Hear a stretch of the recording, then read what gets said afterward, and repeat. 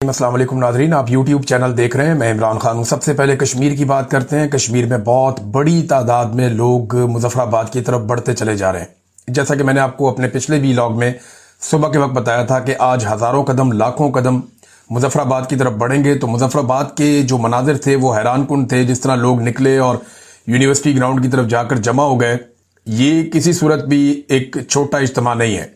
اس طرح کی بڑی پولیٹیکل ایکٹیویٹی اس سے پہلے تاریخ میں کبھی آزاد کشمیر میں نہیں دیکھی گئی۔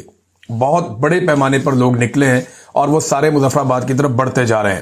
نہ صرف مظفر آباد کے اندر سے بہت بڑی تعداد میں لوگ نکلے، بلکہ راولا کوٹ میں، باغ میں، میرپور ڈویژن میں، پونچھ ڈویژن میں، یہ ہر جگہ سے لوگ نکلتے ہوئے اب بڑھتے جا رہے ہیں مظفر آباد کی جانب۔ 200 300 جو کوسٹرز ہیں ان کے قافلے دیکھے جا رہے ہیں کہ وہ بڑھ رہی ہیں اور وہ آگے کی طرف بڑھتی جا رہی ہیں اور وہ سیدھا مظفر آباد کی طرف جا رہے ہیں لوگ۔ اب رکاوٹیں بھی اس طرح سے نہیں ہیں جس طرح پچھلے 3-4 دن لڑائی لگی رہی۔ اب یہ ہوا کیا، میں تھوڑا سا آپ کو بیک گراؤنڈ بتا دیتا ہوں۔ ایک تو جو لوگ شہید ہو گئے ان کے لیے بڑی تعزیت اور اس غم کے اندر ہم بھی شامل ہیں۔ میں خود، میرا تعلق مقبوضہ کشمیر سے ہے، تو میں سمجھتا ہوں کہ مقبوضہ کشمیر میں کتنی تکلیفیں ہم لوگوں نے اٹھائیں، ہماری فیملیز کے ساتھ کیا کچھ ہوا، بڑا ظلم، جبر اور فستائیت کی ایک داستان وہاں رقم کی گئی مقبوضہ کشمیر میں بھارت کی جانب سے۔ اب آزاد کشمیر میں جو لوگ شہید ہوئے ہیں، ہم ان کے دکھ کو سمجھ سکتے ہیں اور بڑی تکلیف ہے اس بات کی۔ اللہ رب العزت سب کو صبر عطا فرمائے۔ اور جو پولیس والے شہید ہوئے، یہ ایک کھیل کھیلا گیا۔ جو مقامی صحافی اور جو مقامی لوگ ہیں وہ یہ بتا رہے ہیں، بلکہ احمد فرحات صاحب نے مجھے بہت پہلے ہی بتا دیا تھا کہ کشمیر پولیس کا خون بہا کر کوشش کی جائے گی کہ ایک نیا ڈرامہ کریٹ کیا جائے 9 مئی طرز کا، اور اس ڈرامے کی بنیاد کے اوپر، کیونکہ دیکھیں نا، کشمیر میں فوج کے اوپر اٹیک کا ڈرامہ نہیں کیا جا سکتا۔ اس کی وجہ یہ ہے کہ پھر یہ انٹرنیشنلی پاکستان کی بڑی بے عزتی ہو جائے گی، کیونکہ مقبوضہ کشمیر میں بھارتی فوج کے خلاف کشمیری لڑتے ہیں، اور آزاد کشمیر میں اگر پاکستانی فوج کے خلاف کشمیری لڑیں گے تو عالمی سطح پہ پاکستان کی بہت سبکی ہو جائے گی، پورا مقدمہ ہی دبردوس ہو جائے گا۔ لہذا یہاں پہ حملہ کس پہ کروایا جا سکتا تھا، وہ دو ہی چیزیں تھی، یا تو پولیٹیشنز مار دیے جاتے کچھ، یا پھر جو سب سے آسان ہے، پولیس والے بیچارے معصوم لوگ ہیں، وہ نوکری کر رہے ہیں اپنے بچوں کا پیٹ پالنے کے لیے، ان کو یا تو نشانہ بنا دیا جاتا قربانی کا بکرا، اور انہیں قربانی کا بکرا بنایا بھی گیا۔ 3 پولیس والے جاں بحق ہو گئے ہیں، شہید ہو گئے ہیں، اور بہت سارے پولیس والے زخمی بھی ہو گئے ہیں۔ جو مظاہرین ہیں ان کی بہت بڑی تعداد سینکڑوں میں بتائی جاتی ہے، وہ بھی زخمی ہوئے، جبکہ مظاہرین شہید بھی ہوئے، اور نماز جنازہ پڑھائی گئی تو بہت بڑے پیمانے پر ہزاروں کی تعداد میں لوگ آئے اور انہوں نے نماز جنازہ پڑھی ہے۔ تو لوگوں نے خوف کے بت توڑ دیے۔ کشمیر میں ویسے بھی خوف اتنا تھا نہیں، لوگوں میں بڑی یکجہتی ہے، وہ اپنا حق لینا جانتے ہیں۔ ایسا ہی گلگت بلتستان میں بھی ہے۔ اب گلگت بلتستان کے لوگ بڑے لمبے عرصے سے احتجاج کر رہے ہیں، انہوں نے اپنے مطالبات رکھے ہوئے ہیں، لیکن ملٹری اسٹیبلشمنٹ وہاں پہ آہستہ آہستہ چیزوں پہ قبضہ کرتی جا رہی ہے، جیسا کہ ان کی معدنیات، یا جیسا کہ ان کی حکومت، جہاں پہ عوامی منتخب نمائندے کی حکومت کو گرا کر اپنی کٹ پتلی حکومت ملٹری اسٹیبلشمنٹ نے وہاں پہ بنائی، جیسا کہ ان کے خوبصورت مقامات جہاں پہ ملٹری اسٹیبلشمنٹ اپنے ہوٹلز اور سیاحتی مقامات وغیرہ تعمیر کر رہی ہے اور وہاں سے پیسہ ویسا یہ بنائیں گے، تو اب وہاں کے لوگ بھی بہت بھرے ہوئے ہیں۔ جس دن وہ اکٹھے ہوں گے تو وہ بھی ایسی مصیبت ڈال دیں گے۔ بہرحال آزاد کشمیر میں ایک رپورٹ آئی انٹیلیجنس کے پاس، اور انہوں نے بتایا کہ ان لوگوں کو طاقت کے بلبوتے پہ روکنا مشکل ہے، کیونکہ لاشیں گرتی ہیں، اس کے باوجود یہ مقام نہیں چھوڑتے۔ یہ وہ لاش کو وہاں سے منتقل کرتے ہیں، زخمی کو وہاں سے اٹھا کے اسپتال میں پہنچاتے ہیں، اور کشمیری وہاں سے جاتے نہیں ہیں بلکہ آگے بڑھتے ہیں اور واپس ریٹیلیٹ کرتے ہیں۔ یہ بڑی عجیب و غریب صورتحال تھی۔ پہلے اسٹیبلشمنٹ نے سوچا ڈنڈے ماریں گے، گولی چلائیں گے، آنسو گیس کی شیلنگ کریں گے، اس طرح کی حرکتیں کریں گے، سادہ کپڑوں میں لوگوں سے گولیاں چلوائیں گے۔ کچھ جگہوں پہ مبینہ طور پہ مسلم کانفرنس کے لوگوں نے گولیاں چلائیں، کچھ جگہ پہ سیکورٹی فورسز نے چلائیں۔ شیلنگ کریں گے تو یہ لوگ بھاگ جائیں گے، گرفتاریاں کریں گے تو یہ لوگ بھاگ جائیں گے، لیکن وہ نہیں بھاگے۔ انہوں نے بدترین ٹارچر کر کے دیکھ لیا، لیکن کشمیری بھاگے نہیں، کشمیری ڈٹ گئے۔ اب انٹیلیجنس کی جو رپورٹیں اکٹھی ہوئی، انہوں نے یہ بتایا کہ اگر یہ لوگ اکٹھے ہو کر پہنچ گئے مظفر آباد تو وہ ہو جائے گا جس کا کوئی تصور بھی نہیں کر سکتا۔ یہ لوگ باقاعدہ عوام اقتدار پہ قبضہ کر لے گی، اور جو ہماری کٹ پتلی حکومت ہے اس کو گرا کے یہ اپنی عوامی حکومت واقعی قائم کر سکتے ہیں۔ ان کی یہ کیپیسٹی ہے۔ لہذا طاقت کے استعمال کے اوپر بہت سارے لوگوں نے کہا ہوش کے ناخن لیں۔ حکومت کے اندر بیٹھے ہوئے کچھ لوگوں نے کہا، اور انہوں نے بتایا شہباز شریف کو بھی، پورے نظام کو، کہ یار ہوش کرو، یہ جو کشمیر میں آپ تجربہ کرنے جا رہے ہیں وہاں پہ کامیاب نہیں ہوگا، اس کا حدود ضربہ ہی الگ ہے، اس کے راستے الگ ہیں، وہ بند کر دیں گے تو آپ کشمیر کے اندر کچھ بھی نہیں کر سکیں گے۔ آج 5واں دن ہے، کشمیر مکمل طور پہ بند ہے، کوئی کام دھندا وہاں پہ نہیں ہو رہا، اور اس کے لیے رسپانسبل جو ہے وہ جعلی حکومت ہے جو وہاں بنائی گئی ہے. بہرحال انہیں یہ بتایا گیا کہ لوگ وہاں پہ اقتدار کو گرا دیں گے اور طاقت کے زور پہ گرا دیں گے. اچھا اس سے امپیکٹ کیا آنا تھا؟ اگر کشمیر میں لوگ عوامی طاقت سے وہاں کی جعلی حکومت کا اقتدار چھین لیتے ہیں اور اقتدار گرا دیتے ہیں تو پھر جو پاکستان میں لوگ موجود ہیں انہیں حوصلہ ملے گا کہ اگر کشمیری یہ کر سکتے ہیں، یعنی وہ ویو جو سری لنکا سے چلی، بنگلہ دیش گئی، یہاں پہ نیپال پہنچ گئی، وہ ویو پھر پاکستان بھی آ گئی نا کشمیر، اور آزاد کشمیر سے ہوتی ہوئی وہ ویو پاکستان کے اندر داخل ہو جائے گی. اور پاکستان میں بھی جو جعلی رجیم ہے، جہاں پہ ایک ٹک ٹاکر کو بٹھایا ہوا ہے پنجاب میں، سندھ کے اندر ایک جعلی حکومت بنائی ہوئی ہے، بلوچستان کے اندر تو ہمیشہ سے جعلی حکومت ہی ہوتی تھی، ایک اور جعلی حکومت بنائی ہوئی ہے، اسٹیبلشمنٹ کے ٹاؤٹ لا کے بٹھائے ہوئے ہیں. اور اسلام آباد میں تاریخ کا سب سے بڑا ٹاؤٹ وہ لا کر وزیر اعظم بنا دیا گیا ہے. تو جو یہ ساری گیم کھیلی گئی ہے یہ الٹ جائے گی اگر کشمیر کے اندر لوگوں نے طاقت کے بلبوتے پہ اپنی بات منوا لی تو. لہذا آؤ بیٹھو مذاکرات کرتے ہیں، کوئی رستہ نکالتے ہیں. تو فوری طور پہ وہاں پہ روانہ کیا گیا جی آزاد کشمیر کا وزیر اعظم گیا ہے انوار، یہ جعلی وزیر اعظم ہے، اس کو اسٹیبلشمنٹ نے بنایا ایجنسیوں نے. اور اس کے علاوہ جو ہے وہ وہاں پہ رانا ثناء اللہ یہ بھی گئے. اب رانا ثناء اللہ ایک دن پہلے، اور یہ وہ لوگ ہیں مذاکرات جو کر رہے ہیں جو ایک دن پہلے تک یہ کہہ رہے تھے کہ یہ جو عوامی ایکشن کمیٹی ہے یہ بھارتی ایجنڈا کہہ رہے تھے کہ ٹو کر رہی ہے، اور ان پر الزامات لگائے جا رہے تھے کہ نہ صرف یہ بھارتی ایجنڈا ٹو کر رہے ہیں بلکہ یہ ان کے ایجنڈا یہ کہا جا رہا تھا. اندازہ کریں آپ. اور آج انہی سے مذاکرات کرنے کے لیے رانا ثناء اللہ صاحب جو خود ٹی وی چینلز پہ بیٹھ کر کہہ رہے تھے کہ یہ لوگ جو ہے یہ پاکستان کے دشمن ملک بھارت کے ساتھ وہ کہہ رہے تھے کہ جی ملے ہوئے ہیں، آج انہی کے ساتھ بات کرنے پہ مجبور ہو گئے. وجہ کیا ہے کہ وہ اپنی طاقت کے ساتھ کھڑے ہو گئے، پیچھے نہیں ہٹے. ان کے اندر کوئی گنڈا پور نہیں تھا جو لوگوں کو لے کر واپس چلا جاتا. وہ کھڑے ہو گئے، انہوں نے کہا نہیں جی ادھر ہی ڈٹ کے کھڑے، ادھر ہی مریں گے. اگر گنڈا پور کی جگہ اس دن یا اس رات عمران خان کی اہلیہ اکیلی ہوتی نا لوگوں کے ساتھ تو پاکستان میں حالات مختلف ہوتے. لیکن چلے وہ جو ہونا تھا وہ تو ہو گیا. اب ناظرین مذاکرات کے لیے ٹیمیں پہنچ رہی ہیں. مذاکرات کے لیے 3 شرائط رکھ دی آزاد کشمیر کے شہریوں نے. 3 شرائط جو آزاد کشمیر کے لوگوں نے رکھی ہیں یہ مذاکرات شروع کرنے کے لیے، یہ صرف مذاکرات شروع کرنے کے لیے، مذاکرات اس کے بعد ہوں گے اور مذاکرات کے اندر وہ باقی چیزیں سامنے رکھیں گے. مذاکرات کے لیے جو 3 ابتدائی شرائط رکھی ہیں عوامی ایکشن کمیٹی نے آزاد کشمیر میں، کیونکہ یہ رانا ثناء اللہ وغیرہ گئے مذاکرات کرنا چاہتے ہیں، ان میں پہلی شرط یہ ہے کہ مہاجرین کی 12 سیٹیں فوری ختم کی جائیں. یہ جو ایک کھیل اسٹیبلشمنٹ نے کھیلا ہوا ہے کہ اپنے بندے لا کے بٹھا دیتے ہیں اور ان کے ذریعے سے اقتدار کو کنٹرول کرتے ہیں، آزاد کشمیر میں حکومت کو کٹ پتلی بنا کر رکھ دیتے ہیں. وہ کہہ رہے ہیں جی کہ ایک تو مہاجرین کی 12 نشستیں فوری طور پہ ختم کی جائیں. نمبر 2، 8 دسمبر کے معاہدے پر عمل درآمد کا نوٹیفیکیشن جاری کیا جائے. یعنی پہلے جو وعدے کیے تھے وہ سارے وعدے پورے کیے جائیں جو 8 دسمبر کو آپ لوگوں نے وعدے کیے تھے قوم کے ساتھ وہاں پہ، اور یہ طے کیا تھا کہ یہ چیزیں فوری طور پہ کی جائیں گی، وہ نہیں کی گئیں، ان کا نوٹیفیکیشن جاری کیا جائے. نمبر 3، تمام مراعات فوری طور پہ ختم کی جائیں. یہ جو عیاشیاں نا افسران کی یا سیاستدانوں کی اور موجیں لگی ہوئی ہیں، ایک انی ڈالی ہوئی ہے، انہوں نے پیسہ کما کے انہوں نے تباہی پھیری ہوئی. اس دن D G I S P R بھی یہی کہہ رہے تھے وہاں پہ بیٹھ کے کہ مراعات جو ہیں وہ ہم جب لیں گے ٹیکسز تو بھی مراعات دیں گے نا. تو مراعات جناب یہ جن لوگوں کو دی ہوئی ہیں آپ لوگوں نے، جو موجیں لگی ہوئی ہیں جن لوگوں کی، جو عیاشیاں کر رہے ہیں، جن کی زندگیاں ہی ایک عجیب طریقے سے گزر رہی ہیں، جب آپ اتنی مراعات دیں گے اور یہ کام آپ کریں گے تو لوگ تو ناراض ہوں گے.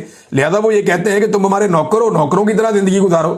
اب اگر تو یہ مذاکرات سنجیدہ ہیں اور حکومت واقعی یہ چاہتی ہے کہ عوامی ایکشن کمیٹی کے ساتھ معاملات طے ہو جائیں تو پھر رویہ کسی اور طرح کا ہونا چاہیے تھا. لیکن اسلام آباد پریس کلب میں جب پہنچے آزاد کشمیر کے شہری احتجاج کرنے کے لیے کہ جناب وہاں پہ بھی احتجاج کرتے ہیں، وہ پاکستانی بھی تھے، آزاد کشمیر کے لوگ بھی تھے، کچھ جرنلسٹ بھی تھے، انہوں نے کہا جی احتجاج کرتے ہیں، وہاں پہ جو مارا ماری ہو رہی ہے، قتل عام ہو رہا ہے، اس کو روکا جائے. تو پولیس نے وہاں پہ دبا کے لاٹھی چارج کیا اور بہت تشدد کیا آزاد کشمیر کے شہریوں کے اوپر، بلکہ بہت ساروں کو گرفتار بھی کر دیا. حتیٰ کہ جو خواتین وہاں پہ احتجاج کرنے آئی ہوئی تھی ان خواتین کو بھی گرفتار کر کے گاڑیوں میں ڈال دیا. یہ پولیس نے کیا اسلام آباد میں کشمیری مظاہرین کے ساتھ. تو جو اسٹیبلشمنٹ ہے نا اس کی پالیسی بڑی کلیئر ہے، وہ کسی صورت بھی عوام کا اقتدار نہیں چاہتی. اسٹیبلشمنٹ ہر صورت یہ چاہتی ہے کہ فرد واحد کا اقتدار ہو جو ملٹری اسٹیبلشمنٹ کی سربراہی کر رہا ہو. یعنی آج کل عاصم منیر صاحب ہیں، ان کا اقتدار ہے پاکستان میں، ان کا طوطی بولتا ہے، وہ سیاہ اور سفید کے مالک ہے، وہ جیسے چاہیں ملک کو چلائیں. لہذا عوام کو اقتدار نہیں دینا، اقتدار اپنی مٹھی میں بند رکھنا ہے. یہ ہے جناب اس وقت صورتحال. اور اتنا مارا انہوں نے جو آزاد کشمیر کے وہاں پہ احتجاج کرنے کے لیے لوگ آئے تھے کہ ان کو مارتے مارتے اسلام آباد پولیس پریس کلب کے اندر گھس گئی. اب یہ پریس کلب کے باہر احتجاج ہو رہا ہے، آپ اندازہ کریں کہ اسلام آباد پولیس پریس کلب کے اندر داخل ہو گئی اور اندر جا کے لوگوں کو مارنا شروع کر دیا، لوگوں کو گرفتار کرنا شروع کر دیا، حتیٰ کہ صحافیوں کے اوپر ٹارچر کیا۔ راجہ رخسار ہمارے ایک جرنلسٹ ہیں، آزاد کشمیر سے ان کا تعلق ہے، ان کو بھی مارا۔ یہ پولیس اتنی دلیر کیسے ہو گئی؟ یہ ایسا ممکن کیسے ہوا کہ پولیس داخل ہو گئی پریس کلب کے اندر اور جا کر انہوں نے، یہ جرت کیسے ہوئی ان کی؟ اس سے پہلے تو کبھی نہیں ہوتا ایسے۔ اس کے بعد جو وزیر داخلہ برائے مملکت وہاں پہ پہنچے طلال چودھری صاحب، اور انہوں نے جا کے مذمت بھی کی، معافی بھی مانگی۔ لیکن یہ سوچنے والی بات ہے کہ پولیس اندر گھسی کیسے؟ ایکچولی پولیس سے اسٹیبلشمنٹ نے اتنے گندے کام کروا لیے ہیں۔ یہ پولیس پارلیمان کے اندر گھس گئی اور وہاں نہ صرف پولیس گھس گئی، ساتھ میں ایجنسیاں بھی گھس گئیں۔ یہ پولیس اور ایجنسیاں جو ہیں وہ خیبر پختونخوا ہاؤس کے اندر گھس گئیں، یہ پارلیمنٹ لاجز کے اندر گھس گئے، جا کے وہاں چھاپے مار کے لوگوں کو پکڑ کے مارنا شروع کر دیا، اور آج پریس کلب میں بھی گھس گئے۔ تو یہ ریاستی پالیسی ہوتی ہے جس کا فائدہ ادارے اٹھا رہے ہوتے ہیں۔ اب کریں گے کیا؟ 2-4 لوگ معطل کر دیں گے۔ اس کو ایس ایچ او کو پوچھیں گے بھائی تو اندر کیوں گیا تھا؟ وہ کہے گا جی میں اس لیے اندر گیا تھا کہ میں اندر سے نا باقی سپاہیوں کو باہر لے کر آنا چاہ رہا تھا، میں تو جناب اندر گیا تھا صرف ریسکیو کرنے کے لیے۔ بعد میں یہی کہانی یہی سنائے گا، پولیس والوں کو میں اچھی طرح جانتا ہوں۔ لیکن جو صحافتی قیادت ہے نا، اس کو چاہیے تھوڑا سا اپنے اندر حوصلہ پیدا کرے، ہمت پیدا کرے۔ اللہ رب العزت جو ہے وہ وسائل پیدا کرنے والے ہیں۔ یہ حکمران آپ کو روٹی نہیں کھلاتے، اللہ رب العزت کھلاتا ہے، لہذا ان کے سامنے ڈٹ کر کھڑے ہوں۔ میں اسی پریس کلب میں کہہ کر آیا تھا کہ باری باری سب کی باری، آج ہمیں مار پڑ رہی ہے، کل آپ کو مار پڑے گی۔ آج اسی پریس کلب کے تقدس کو پامال کیا اسلام آباد پولیس نے، وہاں جا کے اندر ٹارچر کیا، اس کے مناظر آج ساری دنیا دیکھ رہی۔ یہ ہوا ناظرین۔ اچھا، ایک احتجاج اور ہوا اسلام آباد پریس کلب کے باہر، وہاں پہ کچھ نہیں کر سکی پولیس، حالانکہ اس سے پہلے جب بھی یہ لوگ احتجاج کرنے آتے تھے، سینیٹر مشتاق کے دیکھیں نا، سینیٹر مشتاق نے کیسے پورے نظام کو دیوار کے ساتھ لگا دیا۔ سینیٹر مشتاق خود احتجاج کرنے کے لیے جب جب ڈی چوک میں آتے تھے یا جب جب وہ اسلام آباد پریس کلب کے باہر احتجاج کرنے کے لیے پہنچتے تھے تو انہیں اور ان کے ساتھیوں کو گرفتار کیا جاتا تھا، ان کی فیملی کو گرفتار کیا جاتا تھا، ان کے گھر کی خواتین تک کو گرفتار کر لیا جاتا تھا۔ سینیٹر مشتاق کو کبھی احتجاج کی اجازت نہیں دی گئی اسرائیل کے خلاف یا فلسطین کے حق میں، اور آج وہ مرد مجاہد وہاں غزہ میں اسرائیلی فوج کے ہاتھوں گرفتار ہو گیا، اور اس کے حق میں جب لوگ نکلے تو کسی کی جرت بھی نہیں ہوئی آج روکنے کی۔ وجہ کیا ہے کہ پورے نظام کو اس آدمی نے دیوار کے ساتھ لگا دیا۔ اس نے ثابت کیا اور پورے پاکستان کی ہمدردیاں اس نے سمیٹ لی۔ اس نے جا کر 25 کروڑ کا مقدمہ اکیلے لڑا ہے، 100 جرنیل مل کے وہ نہیں کر سکے جو اکیلا سینیٹر مشتاق کر گیا۔ اگر کوئی ایوارڈ دینا ہے تو ان جیسے لوگوں کو دینا ہے، کوئی نشان حیدر دینا ہے تو اس کو دو، جو جانتے بوجھتے ہوئے اپنی جان کو ہلاکت میں ڈال کے وہاں پہنچ گیا، شہادت کی خواہش لیے ہوئے، جہاں پہ جانے کے آپ صرف تانے دیتے ہیں لوگوں کو۔ تو سینیٹر مشتاق کے لیے وہاں پہ بہت بڑی تعداد میں لوگ نکلے، لوگوں نے احتجاج کیا، کیونکہ سمود فلوٹیلا کے اوپر جو اٹیک کیا اسرائیل نے اور انہوں نے پکڑ لیا بہت سارے جو لوگ امدادی کارکن جا رہے تھے انہیں، تو پورے یورپ کے اندر مختلف ملکوں میں احتجاج ہو رہے ہیں، اٹلی میں، اسپین میں، جرمنی میں، فرانس میں، کئی ملکوں میں، یونان میں، بہت سارے ملکوں میں احتجاج ہو رہے ہیں۔ اس کے علاوہ ترکی میں بڑا احتجاج ہوا، پاکستان میں احتجاج ہو رہا ہے، اور پاکستان میں بھی ابھی جمعے کے بعد جو ہے وہ سچویشن کچھ اور ہو جائے گی۔ اور ہاں میں بتا رہا تھا، انٹیلیجنس کی جو رپورٹ تھی نا آزاد کشمیر میں، اس میں ایک فیکٹر یہ بھی تھا کہ جمعے کی نماز کے بعد، کیونکہ آزاد کشمیر میں لوگ جمعہ بہت بڑی تعداد میں اکٹھے ہو کر مساجد میں پڑھتے ہیں، تو ایجنسیوں کو اس بات کا خطرہ پیدا ہو گیا کہ جمعے کی نماز کے بعد ہو سکتا ہے کہ پہلے سے بہت بڑے پیمانے پر لوگ اکٹھے ہو کر مظفر آباد کی طرف بڑھنا شروع ہو جائیں، اور جتنی طاقت ابھی تک اکٹھی ہوئی ہے اس سے یہ کئی گنا بڑھ سکتی ہے۔ لہذا جمعے کی نماز سے پہلے کوئی حل نکالیں، کسی طریقے سے اس کمیٹی کو روکیں۔ اب مولوی بھی لانچ کیے جا رہے ہیں، میں دیکھ رہا تھا مولانا طاہر اشرفی صاحب کو، وہ بھی اب اپیلیں کر رہے ہیں۔ اس سے پہلے مولانا طاہر اشرفی صاحب جو ہیں وہ ڈونلڈ ٹرمپ کے منصوبے کی حمایت کے لیے بھی سامنے آئے تھے کہ جو کیا شہباز شریف نے ٹھیک کیا، جو کیا باقی عرب ملکوں نے ٹھیک کیا، لیکن جب ان سارے ممالک کے اندر رد عمل آیا تو اب مولانا صاحب کو سمجھ نہیں آ رہی کہ پیچھے کیسے ہٹنا ہے۔ وہ تو شہباز شریف کو سمجھ نہیں آ رہی میں پیچھے کیسے ہٹوں۔ شہباز شریف اب جناب یہ فلوٹیلا کے معاملات کے اوپر کبھی ٹویٹ کرتا ہے، کبھی یہ ادھر کبھی ادھر کبھی ادھر، کیونکہ شہباز شریف صاحب نے اپنے آپ کو پھنسا لیا، اپنے پاؤں پہ کلہاڑا مار دیا اور اپنی گردن جو ہے وہ ٹرمپ کے ہاتھ میں دے دی۔ اب ٹرمپ جس مرضی چوک میں لا کے کھڑا کر دیتا ہے فیلڈ مارشل عاصم منیر کو اور شہباز شریف کو کہ یہ تو میرے وفادار ہے۔ بھئی یہ تو کہتے ہیں جناب کہ ہم پہلے دن سے آپ کے ساتھ ہیں، آپ جو مرضی منصوبہ بنائیں ہم پوری طرح آپ کے ساتھ ہیں۔ کسی اور نے اتنا نہیں کیا، اتنی گیم نہیں اٹھائی جتنی پاکستانی اسٹیبلشمنٹ اور پاکستانی حکمرانوں نے وہاں جا کے اٹھا دی۔ یہ بڑا بدقسمتی ہے پاکستان کی کہ ہم لوگ ذرا تھوڑا آگے بڑھ جاتے ہیں، جذبات کی رو میں بہ کے شہباز شریف صاحب نے وہ کچھ کر دیا جو انہیں نہیں کرنا چاہیے تھا۔ اب ٹرمپ پلان کو قبول کرنا اسرائیل کو تسلیم کرنے کے مترادف ہے، یہ MWM نے کہہ دیا۔ ہم پورے ملک میں احتجاج کریں گے، علامہ راجہ ناصر عباس صاحب نے کہا۔ پاکستان تحریک انصاف نے اور تحریک تحفظ آئین پاکستان نے بھی اعلان کر دیا کہ وہ فلسطینیوں کے ساتھ کھڑے ہیں۔ غزہ پلان کو سلمان اکرم راجہ سیکرٹری جنرل پاکستان تحریک انصاف نے مسترد کر دیا، باقاعدہ اعلان کیا ہے۔ انہوں نے کہا ایسے نظام کو تسلیم نہیں کرتے جو فلسطین کی عوام پر مسلط کیا جائے۔ فلسطینیوں کی نسل کشی کرنے والوں کو عام معافی دی جا رہی ہے اس نظام کے تحت۔ یعنی وہ یہ کہہ رہے ہیں کہ یہ تو آپ جو فلسطینیوں کی نسل کشی ہوئی ہے اس سارے معاملے کو آپ ایک عام معافی میں تبدیل کر رہے ہیں، اور ٹرمپ کے پلان میں کہیں شامل بھی نہیں ہے کہ فلسطین ایک ریاست ہوگی یا وہ ریاست بن جائے گی، یہ کہیں شامل بھی نہیں ہے، اور یہ بھی نہیں ہے کہ وہاں سے اسرائیلی فوج نکل جائے گی، وہ وہیں موجود رہے گی۔ تو یہ دوسری فوج کیا اسرائیلی فوج کی مدد کے لیے جائے گی؟ بڑے عجیب و غریب حالات ہیں، اور مسلمان حکمران یہ کیسے تسلیم کر سکتے ہیں یا اس کو کیسے مان سکتے ہیں؟ اب پیچھے ہٹنے کے راستے ختم ہوتے جا رہے ہیں۔ شہباز شریف اس بارے میں کوئی سٹیٹمنٹ دے نہیں سکتے۔ وجہ یہ ہے کہ شہباز شریف نے اگر ڈونلڈ ٹرمپ کے بیان کے خلاف سٹیٹمنٹ دیا تو ڈونلڈ ٹرمپ بتائے گا کہ بند کمروں کے اندر شہباز شریف نے کیا کچھ کیا۔ بلکہ عاصم منیر صاحب پہ بڑی تنقید ہو رہی ہے انڈیا میں، پاکستان کے اندر بہت ساری تنقید۔ ایمن ولی خان نے کہا کہ یار دکاندار تو نہیں ہے، آرمی چیف ہے۔ ایمن ولی خان نے کہا کہ جناب وہ ایک سوداگر کی طرح ایک بیف کیس لے کر پہنچ گئے کہ جناب یہ بڑا اچھا مال میں لے کر آیا ہوں، ہم سے مال خرید لو۔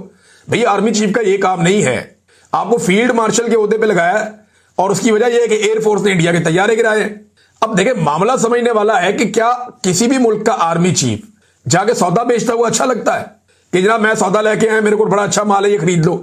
یہ بات ایمن ولی خان نے کہی ہے اور سینٹ کے اندر کھڑے ہو کر کہی ہے، اور بات ٹھیک ہے، وہ دکھائی بھی ایسے دیتا ہے۔ پوری دنیا ان چیزوں پہ پاکستان کا مذاق اڑا رہی ہے کہ بھئی ان کا جو آرمی چیف ہے وہ معدنیات کے سودے کرتا ہے اور وہ لے کر جاتا ہے بریف کیس کے اندر معدنیات۔ تو یہ بات ایمن ولی خان نے جس طریقے سے کہی، اس سے میرے خیال میں اسٹیبلشمنٹ کو یہ سوچنا چاہیے کہ ان کا لیول کیا ہے، اور کیا انہیں اس طرح کی چیزوں کے اندر پڑھنا چاہیے۔ کبھی صحت میں بڑھ جاتے ہیں، کبھی زراعت میں بڑھ جاتے ہیں، کبھی جناب معیشت میں بڑھ جاتے ہیں، کبھی معدنیات میں بڑھ جاتے ہیں، کبھی سیاست میں بڑھ جاتے ہیں۔ ہر وہ کام کرتے ہیں جو ان کے کرنے کا نہیں ہے، اور جو ان کے کرنے کا کام ہے وہ کشمیر ہمارا 70 سال سے وہی کھڑا ہوا ہے۔ ایکچولی تو پاکستانی فوج کو بنانے کا مقصد یہ تھا نا کہ ایک تو فلسطین کو ہم نے آزاد کروانا تھا اور دوسرا ہم نے کشمیر کو آزاد کروانا تھا۔ یہ دونوں کام نہیں ہو پائے، الٹا ہوا یہ کہ آدھا پاکستان ٹوٹ کے بنگلہ دیش بن گیا۔ یہ کام کیا، تو جس کام کے لیے فوج بنائی گئی تھی وہ کام فوج آج تک نہیں کر سکی۔ نمبر ایک، کشمیر کو آزاد کروانا پاکستان کی شارع کا قائد اعظم کہہ کر گئے ہوئے، 70 سال ہو گئے، 75 سال کچھ بھی نہیں کیا انہوں نے۔ فلسطین کو آزاد کروانا ہے، وہاں جروشلم ایک پتھر کے اوپر لکھ کر لگایا ہوا کہ اتنے کلومیٹر دور ہے، ہم یہ کر دیں گے، وہاں پہ وہ کر دیں، کچھ بھی نہیں کیا۔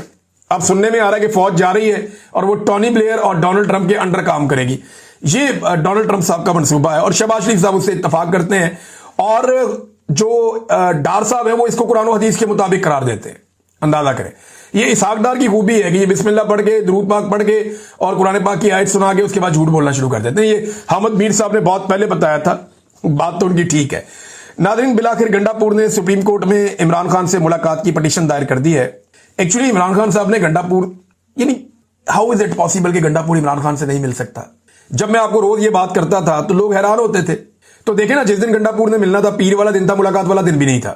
ملاقات کا ٹائم بھی شروع نہیں ہوا، 7:30 بجے صبح جا کے دروازے کھلتے ہیں، گنڈا پور اندر جاتا ہے، عمران خان سے 3 گھنٹے کی ملاقات کر کے آ جاتا ہے جب اس کا دل کرتا ہے۔ اب یہ صرف اور صرف ایک بہانہ ختم کرنے کے لیے عمران خان صاحب نے کہا تھا کہ جاؤ سپریم کورٹ کا دروازہ کھٹکھٹاؤ۔ گنڈا پور آج ملنا چاہے نا عمران خان سے دوبارہ جا کے مل سکتا ہے، کل ملنا چاہے دوبارہ جا کے مل سکتا ہے۔ عمران خان نے دوبارہ گنڈا پور کو بلوایا تھا، لیکن گنڈا پور ملنے نہیں گیا، اور دوبارہ ملنے نہیں گیا تو کیا کہ جناب مجھے ملنے نہیں دیتے، تو میں سپریم کورٹ آف پاکستان میں پٹیشن دائر کر رہا ہوں جا کے۔ تو یہ گنڈا پور صاحب کا طریقہ کار ہے۔ میں آپ کو پہلے بھی بتا چکا ہوں، وہ ایک صوبے کا وزیر اعلیٰ ہے، وہ جب چاہے عمران خان سے جا کے مل سکتا ہے، اگر چاہے تو، نہ چاہے تو پھر پٹیشنیں کرتا رہے۔ سپریم کورٹ آف پاکستان میں ہونے والی پٹیشن کے باوجود بھی اگر گنڈا پور نہ چاہے تو عمران خان سے نہ ملے۔ ناظرین، اور خبریں بہت ساری اکٹھی ہو گئی ہیں، میں نیکسٹ ویلاگ میں آپ کو بتاؤں گا۔ اب تک لیتے ہیں، اپنا خیال رکھیے گا، اپنے اس چینل کا بھی۔ اللہ حافظ۔